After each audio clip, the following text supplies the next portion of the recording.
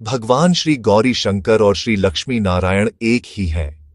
इसके बहुत से प्रमाण शास्त्रों में उपलब्ध हैं। प्रमुख कुछ कथाएं यहां बताई जा रही हैं, जिस कारण से इनका एक स्वरूप होना स्पष्ट है। एक बार भगवान नारायण अपने वैकुंठ लोक में सोए हुए थे। उन्होंने एक स्वप्न देखा। स्वप्न में वे क्या देखते हैं कि करोड़ों चंद्रमाओं की कांति वाले, त्रिशूल डमरूधारी, स्वर्णाभरण भूषित, सुरेंद्र वंदित, अणिमादि सिद्धि सेवित त्रिलोचन भगवान शिव प्रेम और आनंदातिरेक से उन्मत्त होकर उनके सामने नृत्य कर रहे हैं। उन्हें देखकर भगवान श्री हरिहर्ष गदगद हो सहसा शैया पर उठकर बैठ गए और कुछ देर तक ध्यानस्थ बैठे रहे।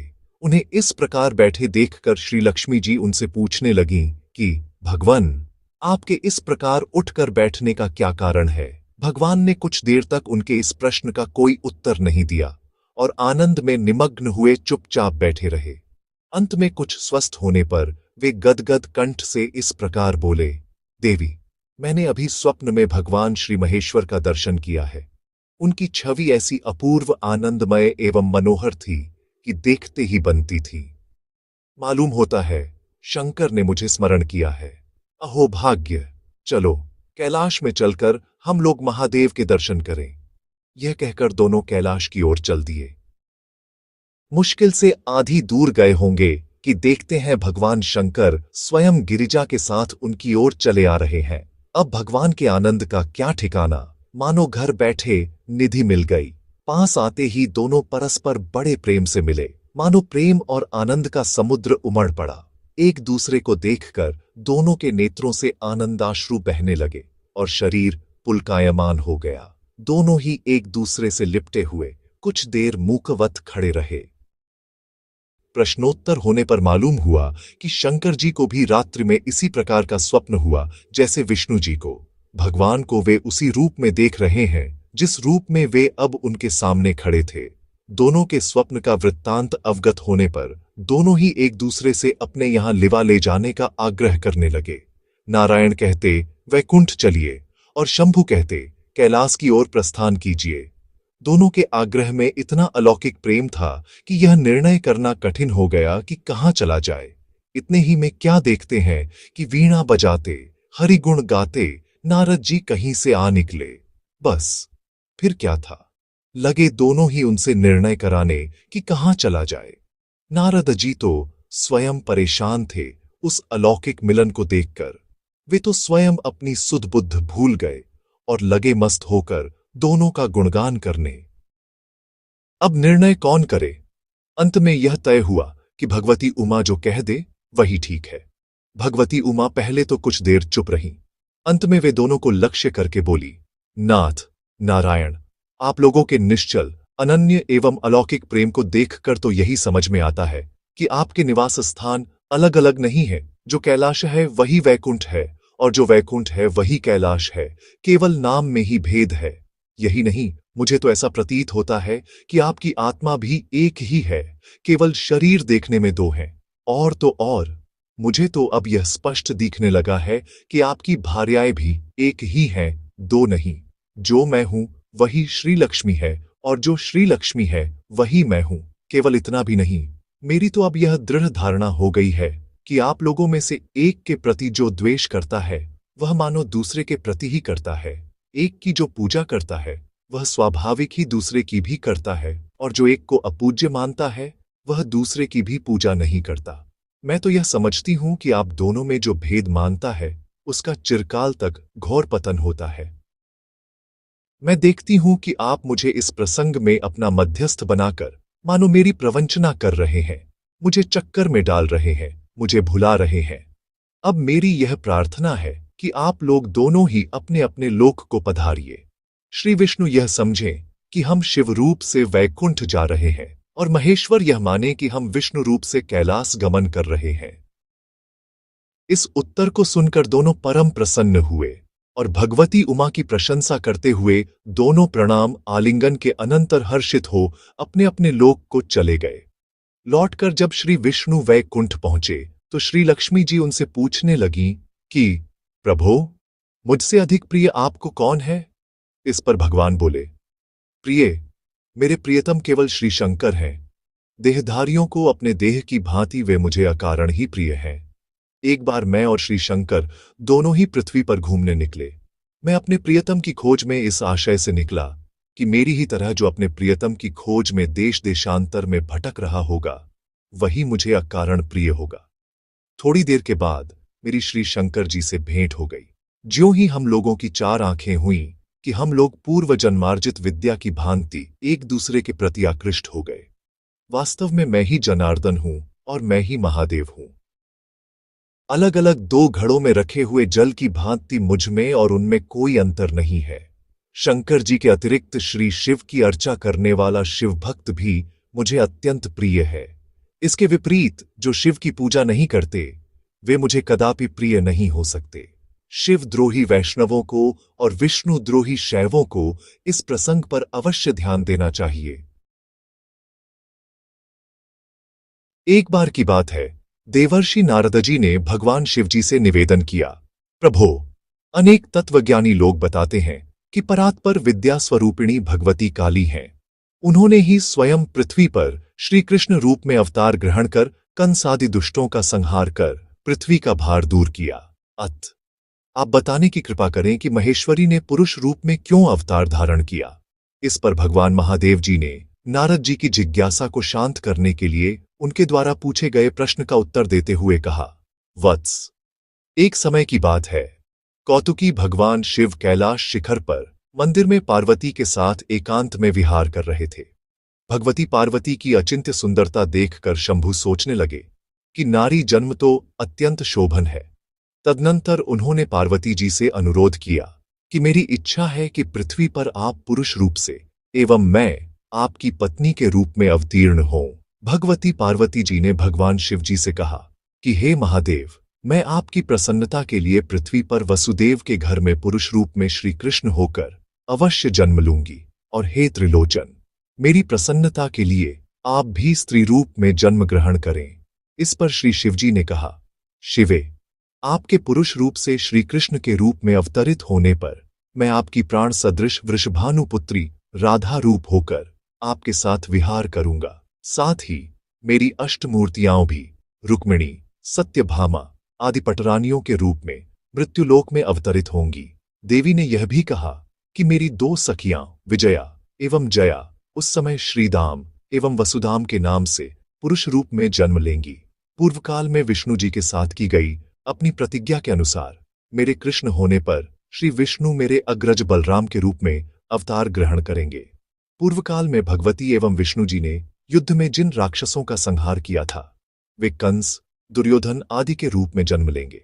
पूर्व काल में जो महान राक्षस मारे गए थे, वे राजा के रूप में जन्म ग्रहण करेंगे। मेरी भद्रकाली की मूर्ति वसुदेव के घर में पुरुष रूप में श्याम के नाम से अवतार लेगी। भगवान विष्णु भी अपने अंश रूप से पांडुपुत्र अर्जुन के रूप में, धर्मराज अपने अंश रूप से युधिष्ठिर के रूप में, पवन देव अपने अंश से भीमसेन के रूप में, अश्विनी कुमार अपने अंश से माद्रीपुत्र नकुल सहदेव के रूप में जन्म लेंगे एवं मेरे अंश से कृष्णा द्रौपदी का जन्म होगा। मैं पांडुपुत्र पांडवों की विशेष सहायता करके युद्ध के लिए उत्सुक रहूंगी। मैं युद्ध में महान माया फैलाकर समर क्षेत्र में सम्मुख उपस्थित होकर परस्पर मारने की इच्छा वाले वीरों का संहार करूंगी। मेरी ही माया से मोहित होकर दुष्ट राजा एक दूसरे को मार डालेंगे। इस युद्ध में धर्मनिष्ठ पांडव, बालक एवं वृद्ध मात्र शेष रह जाएंगे। मैं पृथ्वी को भार से मुक्त करके पुण्य यहां लौट आऊंगी। ब्रह्मा जी की प्रार्थना पर साक्षात भगवती ही देव कार्य सिद्ध्यर्थ अपने अंश से वसुदेव पुत्र श्री कृष्ण के रूप में तथा भगवत विष्णु वसुदेव के घर बलराम एवं पांडुपुत्र अर्जुन के रूप में अवतीर्ण हुए। प्राचीन काल में सुरमुनि सेवित कैलाश शिखर पर महर्षि गौतम का एक आश्रम था। वहां एक बार पाताल लोक से जगद्विजयी बाणासुर अपने कुलगुरु शुक्राचार्य तथा अपने पूर्वज भगवत शिरोमणि प्रहलाद, दानवीर बलि एवं दैत्यराज बृषपर्वा के साथ आया और महर्षि गौतम के आश्रम में अतिथि के रूप में रहने लगा। एक दिन प्रातःकाल वृषपर्वा शौच स्नान आदि नित्य कर्म से निवृत्त होकर भगवान शंकर की पूजा कर रहा था। इतने में ही महर्षि गौतम का एक प्रिय शिष्य, जिसका अनवर्थ नाम शंकर आत्मा था और जो अवधूत के वेश में उन्मत्त की भांति विचरता था, विकराल रूप बनाए वहां आ पहुंचा और वृषपर्वा तथा उनके सामने रखी हुई शंकर की मूर्ति के बीच में आकर खड़ा हो गया। वृषपर्वा को उसका इस प्रकार का उद्दंडता का व्यवहार देखकर बड़ा क्रोध आया। उसने जब देखा कि वह किसी प्रकार नहीं मानता तो चुपके से तलवार निकालकर उसका सिर धड़ से अलग कर दिया। जब महर्षि गौतम को यह समाचार मिला तो उनको बड़ा दुख हुआ, क्योंकि शंकरात्मा उन्हें प्राणों से भी अधिक प्रिय था। उन्होंने उसके बिना जीवन व्यर्थ समझा और देखते देखते वृषपर्वा की आंखों के सामने योग बल से अपने प्राण त्याग दिए। महर्षि गौतम को इस प्रकार देहत्याग करते देखकर शुक्राचार्य से भी नहीं रहा गया। उन्होंने भी उसी प्रकार अपने प्राणों का उत्सर्ग कर दिया और उनकी देखा देखी प्रहलाद आदि अन्य दैत्यों ने भी वैसा ही किया। बात में आर्षि के आश्रम में शिव भक्तों की लाशों का ढेर लग गया। यह करुणापूर्ण दृश्य देखकर ऋषि पत्नी अहल्या हृदय भेदी स्वर से आर्तनाद करने लगी। उनकी क्रंदन ध्वनि भक्त भयहारी भगवान भूत भावन शिव के कानों तक पहुंची और उनकी समाधि टूट गई। वे वायुवेग से महर्षि गौतम के आश्रम पर पहुंचे। इसी प्रकार गज की करुण पुकार सुनकर एक बार भगवान श्री हरि भी वैकुंठ से आतुर होकर दौड़े आए थे। धन्य भक्त वत्सलता, दैव योग से ब्रह्मा जी तथा विष्णु भगवान भी उस समय कैलाश में ही उपस्थित थे। उन्हें भी कौतूहलवश शंकर जी अपने साथ लिवा लाए। भगवान शिव ने आश्रम में पहुंचकर अपने कृपा कटाक्ष से ही सबको बात ही बात में जीवित कर दिया। तब वे सब खड़े होकर भगवत मृत्युंजय की स्तुति करने लगे। भगवान शंकर ने महर्षि गौतम से कहा, हम तुम्हारे इस अलौकिक साहस एवं आदर्श त्याग पर अत्यंत प्रसन्न है। वर मांगो। महर्षि बोले, प्रभो, आपने यहां पधार कर मुझे सदा के लिए कृतार्थ कर दिया। इससे बढ़कर मेरे लिए और कौन सी वस्तु प्रार्थनीय हो सकती है। मैंने आज सब कुछ पा लिया। मेरे भाग्य की आज देवता लोग भी सराहना करते हैं। यदि आप मुझ पर प्रसन्न हैं तो मेरी एक प्रार्थना स्वीकार कीजिए। मैं चाहता हूं आज आप मेरे यहां प्रसाद ग्रहण करें। भगवान तो भाव के भूखे हैं। भाव के वशीभूत होकर उन्होंने एक दिन श्री राम रूप में शबरी के बेर और श्री कृष्ण रूप में सुदामा के चावल का भोग लगाया था। उन्होंने महर्षि की अविचल एवं निश्चल प्रीति देखकर उनका निमंत्रण तुरंत स्वीकार कर लिया और साथ ही ब्रह्मा विष्णु को भी महर्षि का आतिथ्य स्वीकार करने को राजी कर लिया। जब तक इधर भोजन की तैयारी हो रही थी, तब तक शंकर विष्णु को साथ लेकर आश्रम के एक सुंदर भवन में गए और वहां एक सुकोमल शैया पर लेटकर बहुत देर तक प्रेमालाप करते रहे। इसके अनंतर वे आश्रम भूति में स्थित एक सुरम्य सरोवर में जाकर वहां जल क्रीड़ा करने लगे।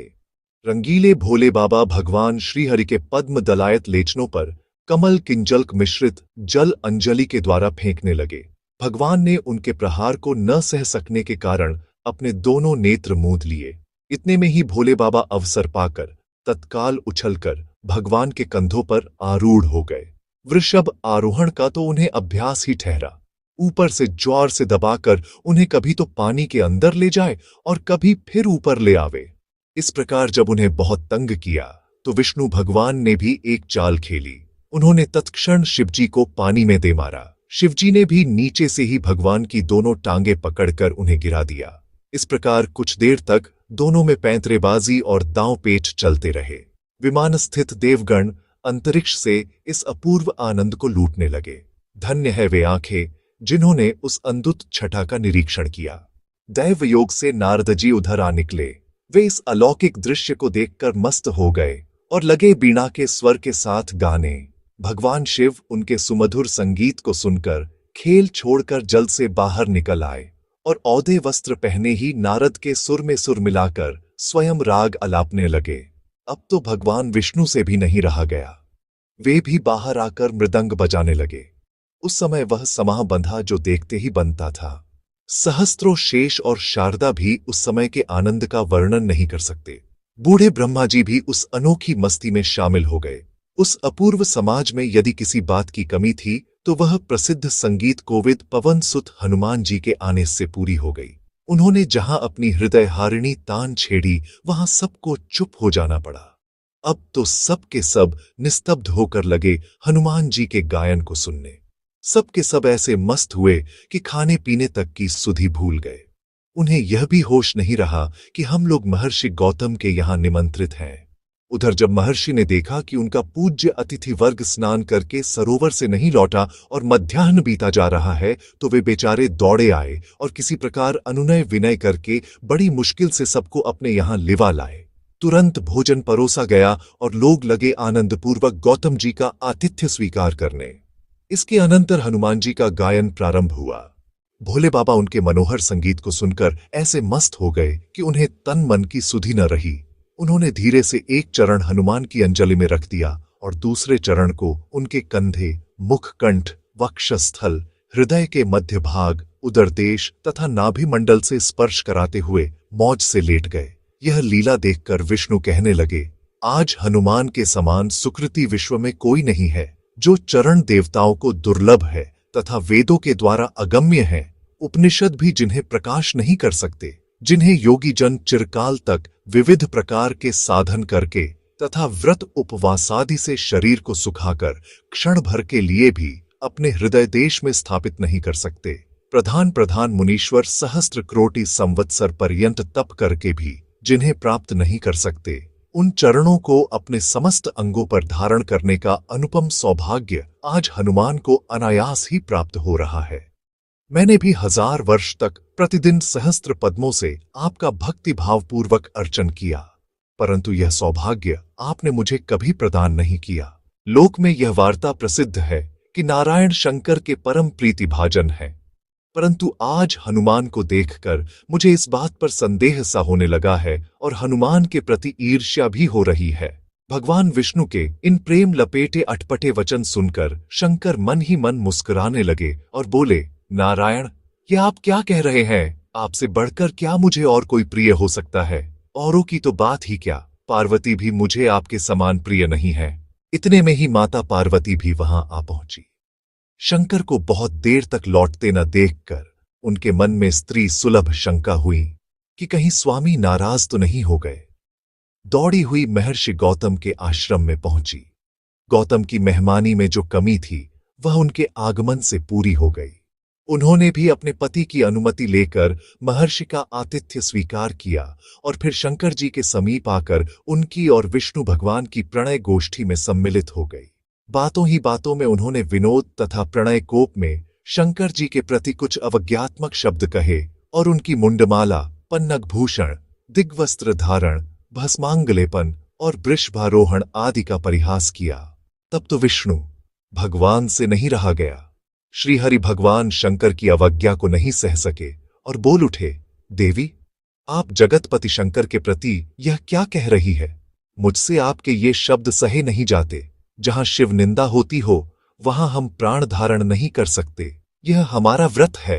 यह कहकर वे शिव गिरिजा के सम्मुख ही नख के द्वारा अपना शिर छेदन करने को नारायण उद्यत हो गए। शंकर जी ने बड़ी कठिनता से उन्हें इस कार्य से रोका। एक बार लीलामय भगवान विष्णु ने लक्ष्मी जी को भूलोक में अश्वयोनि में जन्म लेने का शाप दे दिया। भगवान की प्रत्येक लीला में जो रहस्य होता है उसको तो वे ही जानते हैं।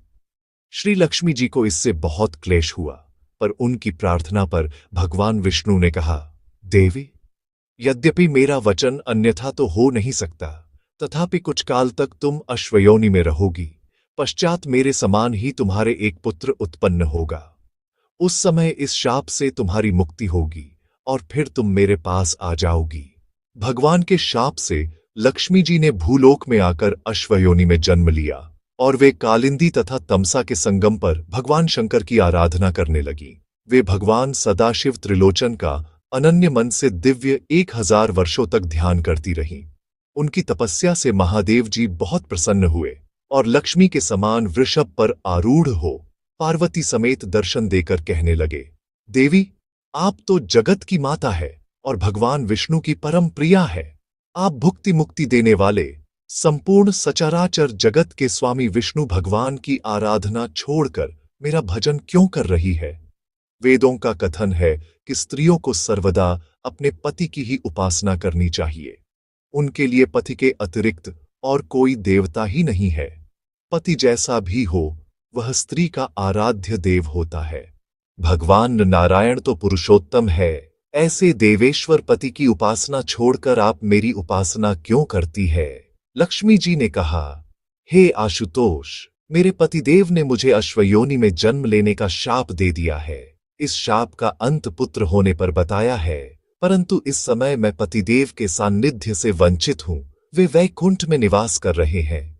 हे देवादिदेव, आपकी उपासना मैंने इसलिए की है कि आप में और श्रीहरि में किंचन मात्र भी भेदभाव नहीं है। आप और वे एक ही है, केवल रूप का भेद है। यह बात श्रीहरि ने ही मुझे बताई थी। आपका और उनका एकत्व जानकर ही मैंने आपकी आराधना की है। हे भगवन, यदि आप मुझ पर प्रसन्न हैं तो मेरा यह दुख दूर कीजिए। आशुतोष भगवान शिव लक्ष्मी जी के इन वचनों को सुनकर बहुत प्रसन्न हुए और विष्णुदेव से इस विषय में प्रार्थना करने का वचन दिया और श्रीहरि को प्राप्त करने तथा एक महान पराक्रमशाली पुत्र प्राप्त करने का वर भी उन्हें प्रदान किया। तदनंतर भगवान शिव पार्वती के साथ कैलाश चले आए और उन्होंने बुद्धिमान चित्ररूप को दूत बनाकर वैकुंठ भेजा। चित्ररूप से भगवान शिव का संदेश पाकर तथा देवी लक्ष्मी की स्थिति जानकर भगवान विष्णु अश्व का रूप धारण कर लक्ष्मी जी के पास गए और कालांतर में देवी लक्ष्मी को एक वीर नाम का पुत्र उत्पन्न हुआ। उसी से है वंश की उत्पत्ति हुई। अनंतर लक्ष्मी जी के शाप की निवृत्ति हो गई और वे दिव्य शरीर धारण करके वैकुंठ पधार गई। उनकी शिव साधना सफल हो गई। भगवान श्री कृष्ण भगवान शिव से कहते हैं, मुझे आपसे बढ़कर कोई प्यारा नहीं है। आप मुझे अपनी आत्मा से भी अधिक प्रिय हैं। जो पापी, अज्ञानी एवं बुद्धिहीन पुरुष आपकी निंदा करते हैं, वे जब तक चंद्र और सूर्य का अस्तित्व होगा तब तक कालसूत्र नरक में पिसते रहेंगे। जो शिवलिंग का निर्माण कर एक बार भी उसकी पूजा कर लेता है, वह 10,000 कल्प तक स्वर्ग में निवास करता है। शिवलिंग के अर्चन से मनुष्य को प्रजा, भूमि, विद्या, पुत्र, बांधव, श्रेष्ठता, ज्ञान एवं मुक्ति सब कुछ प्राप्त हो जाता है। जो मनुष्य शिव शब्द का उच्चारण कर शरीर छोड़ता है, वह करोड़ों जन्मों के संचित पापों से छूटकर मुक्ति को प्राप्त हो जाता है। स्वयं भगवान श्री शिव श्री विष्णु भगवान से कहते हैं, मेरे दर्शन का जो फल है वही आपके दर्शन का है। आप मेरे हृदय में निवास करते हैं और मैं आपके हृदय में रहता हूं। जो हम दोनों में भेद नहीं समझता वही मुझे मान्य है। भगवान श्री राम भगवान श्री शिव से कहते हैं, आप शंकर मेरे हृदय में रहते हैं और मैं आपके हृदय में रहता हूं। हम दोनों में कोई भेद नहीं है। मूर्ख एवं दुर्बुद्धि मनुष्य ही हमारे अंदर भेद समझते हैं। हम दोनों एक रूप हैं। जो मनुष्य हमरे अंदर भेद भावना करते हैं, वे 1000 कल्प पर्यंत कुंभीपाक नरक में यातना सहते हैं। जो आपके भक्त हैं, वे धार्मिक पुरुष सदा ही मेरे भक्त रहे हैं, और जो मेरे भक्त हैं वे प्रगाढ़ भक्ति से आपको भी प्रणाम करते हैं। शिव पुराण में कहा गया है, ये तीनों ब्रह्मा, विष्णु और शिव एक दूसरे से उत्पन्न हुए हैं, एक दूसरे को धारण करते हैं, एक दूसरे के द्वारा वृद्धविंगत होते हैं और एक दूसरे के अनुकूल आचरण करते हैं। कहीं ब्रह्मा की प्रशंसा की जाती है, कहीं विष्णु की और कहीं महादेव की। उनका उत्कर्ष एवं ऐश्वर्य एक दूसरे की अपेक्षा इस प्रकार अधिक कहा है मानो वे अनेक हों। जो संशयात्मा मनुष्य यह विचार करते हैं कि अमुक बड़ा है और अमुक छोटा है, वे अगले जन्म में राक्षस अथवा पिशाच होते हैं, इसमें कोई संदेह नहीं है। भगवान विष्णु श्रीमद् भागवत में दक्ष प्रजापति के प्रति कहते हैं, हे विप्र, हम दोनों एक रूप हैं और समस्त भूतों की आत्मा है। हमारे अंदर जो भेद भावना नहीं करता, निसंदेह वह शांति मोक्ष को प्राप्त होता है। भगवान विष्णु के प्रति भगवान महेश्वर कहते हैं, हे विष्णु, है हरे, मैं स्वभाव से निर्गुण होता हुआ भी संसार की रचना, स्थिति एवं प्रलय के लिए क्रमशः ब्रह्मा, विष्णु और रुद्र इन 3 रूपों में विभक्त हो रहा हूं। जिस प्रकार जलादि के संसर्ग से अर्थात उनमें प्रतिबिंब पड़ने से सूर्य आदि ज्योतियों में कोई स्पर्शता नहीं जाती, उसी प्रकार मुझ निर्गुण का भी गुणों के संयोग से बंधन नहीं होता। मिट्टी के नाना प्रकार के पात्रों में केवल नाम और आकार का ही भेद है, वास्तविक भेद नहीं है, मिट्टी ही है। समुद्र के भी फेन, बुदबुदे, तरंगादि विकार लक्षित होते हैं, वस्तुतः समुद्र एक ही है। ये समझकर आप लोगों को भेद का कोई कारण न देखना चाहिए। वस्तुतः मात्र दृश्य पदार्थ शिवरूप ही है, ऐसा मेरा मत है। मैं, आप, ये ब्रह्मा जी और आगे चलकर मेरी जो रुद्र मूर्ति उत्पन्न होगी, सब एक रूप ही है। इनमें कोई भेद नहीं है। भेद ही बंधन का कारण है। फिर भी यहाँ मेरा यह शिवरूप नित्य सनातन एवं सबका मूल स्वरूप कहा गया है। यही सत्य ज्ञान एवं अनंत रूप गुणातीत परब्रह्म है। भगवान श्री राम के प्रति भगवान शंकर के वाक्य है, आप प्रकृति से अतीत साक्षात अद्वितीय पुरुष कहे जाते हैं, जो अपनी अंश कला के द्वारा ब्रह्मा विष्णु रुद्र रूप से विश्व की उत्पत्ति पालन एवं संहार करते हैं। आप अरूप होते हुए भी अखिल विश्व के परम कारण हैं। आप एक होते हुए भी माया संवलित होकर त्रिविध रूप धारण करते हैं। संसार की सृष्टि के समय आप ब्रह्मा रूप से प्रकट होते हैं, पालन के समय आप स्वप्रभामय विष्णु रूप से व्यक्त होते हैं और प्रलय के समय मुझ शर्व रुद्र का रूप धारण कर लेते हैं। जब शिव तत्वैकनिष्ठ पार्वती शिव प्राप्ति के लिए घोर तप करने लगी, माता मेनका ने स्नेह कातरा होकर कहा, ऊ अर्थात वत्से तथा मां अर्थात ऐसा तप न करो। कहा, इससे उनका नाम उमा हो गया। उन्होंने सूखे पत्ते भी खाने छोड़ दिए, तब उनका अपर्णा नाम पड़ा। उनकी कठोर तपस्या को देख सुनकर परम आश्चर्यान्वित हो आर्षिगण भी कहने लगे कि अहो, इसको धन्य है, इसकी तपस्या के सामने दूसरों की तपस्या कुछ भी नहीं है। पार्वती की इस तपस्या को देखने के लिए स्वयं भगवान शिव जटाधारी वृद्ध ब्राह्मण के वेश में तपोभूमि में आए और पार्वती से कुछ देर चर्चा की। पार्वती के द्वारा फल पुष्पादि से पूजित होकर उसके तप का उद्देश्य शिव से विवाह करना है, यह जानकर कहने लगे, हे देवी, इतनी देर बातचीत करने से तुमसे मेरी मित्रता हो गई है। मित्रता के नाते मैं तुमसे कहता हूं, तुमने बड़ी भूल की है। तुम्हारा शिव के साथ विवाह करने का संकल्प सर्वथा अनुचित है। तुम सोने को छोड़कर कांच चाह रही हो, चंदन त्याग कर कीचड़ पोतना चाहती हो, हाथी छोड़कर बैल पर मन चलाती हो, गंगा जल परित्याग कर कुएं का जल पीने की इच्छा करती हो, सूर्य का प्रकाश छोड़कर खद्योत और रेशमी वस्त्र त्याग कर चमड़ा पहनना चाहती हो। तुम्हारा यह कार्य तो देवताओं की सन्निधि का त्याग कर असुरों का खाए करने के जरा सोचो तो सही। कहाँ तुम्हारा कुसुम सुकुमार शरीर और त्रिभुवन कमणीय सौंदर्य, और कहाँ जटाधारी चिलभस्मलेपनकारी श्मशान विहारी त्रिनेत्र भूतपति महादेव। कहाँ तुम्हारे घर के देवता लोक और कहाँ शिव के पार्षद भूत प्रेत है। कहाँ तुम्हारे पिता के घर बजने वाले सुंदर बाजों की ध्वनि और कहाँ उस महादेव के डमरू सिंगी और गाल बजाने की ध्वनि। न मध्यादेव के माता पिता का पता है, न जाति का। दरिद्रता इतनी कि पहनने को कपड़ा तक नहीं है। दिगंबर रहते हैं, बैल की सवारी करते हैं और बाघ का चमड़ा ओढ़े रहते हैं। न उनमें विद्या है और न शौचाचार तथा शिष्टाचार ही है। सदा अकेले रहने वाले उत्कट विरागी रुंडमालाधारी महादेव के साथ रहकर तुम क्या सुख पाओगी। पार्वती और अधिक शिव निंदा न सह सकी। वे तमक कर बोली, बस बस रहने दो, मैं और अधिक सुनना नहीं चाहती। मालूम होता है तुम शिव के संबंध में कुछ भी नहीं जानते, इसी से यो मिथ्या प्रलाप कर रहे हो। तुम किसी धूर्त ब्रह्मचारी के रूप में यहां आए हो। शिव वस्तुतः निर्गुण है, करुणावश ही वे सगुण होते हैं। उन सगुण और निर्गुण उभयात्मक शिवजी की जाति कहां से होगी? जो सबके आदि है, उनके माता पिता कौन होंगे और उनकी उम्र की ही क्या परिमाण बांधी जा सकती है? सृष्टि उनसे उत्पन्न होती है, अतएव उनकी शक्ति का पता कौन लगा सकता है? वही अनादि अनंत नित्य निर्विकार अज अविनाशी सर्वशक्तिमान सर्वगुणाधार सर्वज्ञ सर्वोपरि सनातन देव है। तुम कहते हो महादेव विद्याहीन है। अरे, ये सारी विद्याएं आई कहां से है? वेद जिनके निश्वास है उन्हें तुम विद्याहीन कहते हो? छी छी, तुम मुझे शिव को छोड़कर किसी अन्य देवता का वरण करने को कहते हो। अरे, इन देवताओं को जिन्हें तुम बड़ा समझते हो, देवत्व प्राप्त ही कहां से हुआ? यह उन भोलेनाथ की ही कृपा का तो फल है। इंद्रादि देवगण तो उनके दरवाजे पर ही स्तुति प्रार्थना करते रहते हैं और बिना उनके पालकी गणों की आज्ञा के अंदर घुसने का साहस नहीं कर सकते।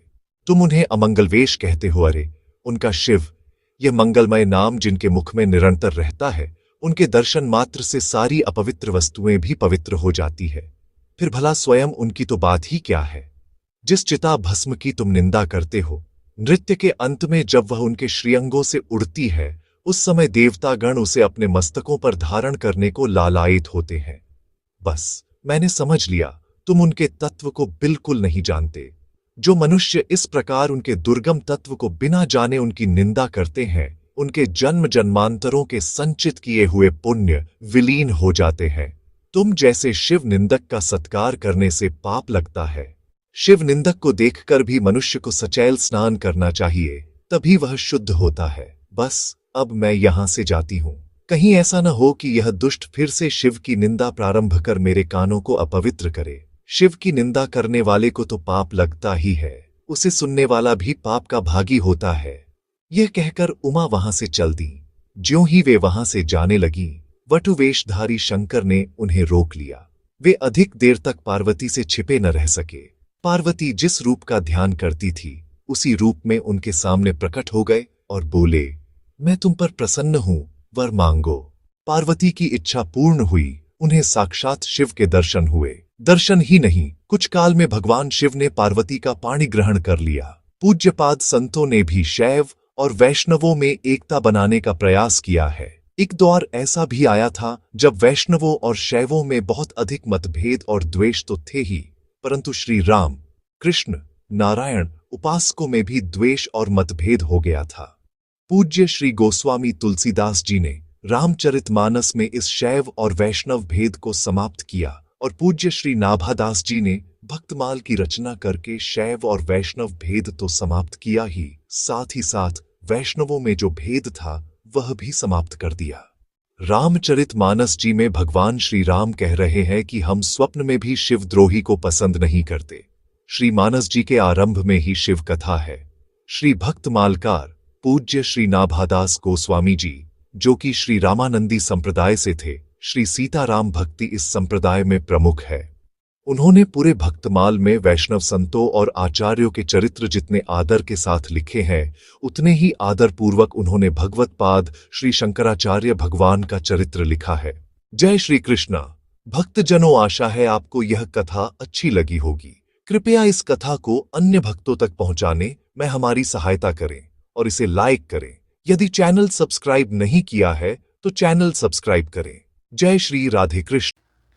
जय श्री कृष्णा भक्तों, प्रेम की परिभाषा है कहना, भक्ति ही जिनकी जीवन की धारा। आज आपने सुनी है अनमोल भक्त की गाथा, जिन्होंने प्रभु चरणों की में जीवन वारा। आशा करते हैं कि आपको आज की कहानी पसंद आई होगी और ये भक्तमाल की कहानियों की श्रृंखला में आप हमारे साथ जुड़े रहेंगे। धन्यवाद। राधे राधे।